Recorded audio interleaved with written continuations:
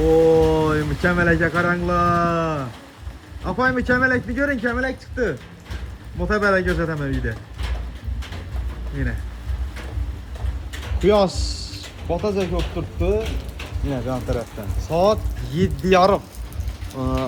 19'u 26 oturttu az video attırganda yine kıyas batacak. Hem kıyaslı hem yağmur hem şamanlı hem kemelekli abi hava oturttu bir gün.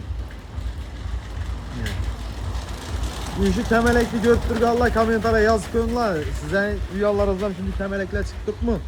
Şu videoga elbette reklama bulmasa uyat olsa gerek. Şu maşin satıladı. Cigerler 120 milyon sama Malibu 1. Zodlik bilen satıladı.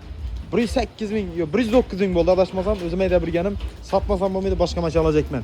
Şu için yazırak satıverik bunu. Komentara yazı verin 99'luk 579 00 70 men telefon numaram alakası çıkaveretse ikinci pozisiya luklu metalları var. Kemerege birden like'lı basıp koyamız.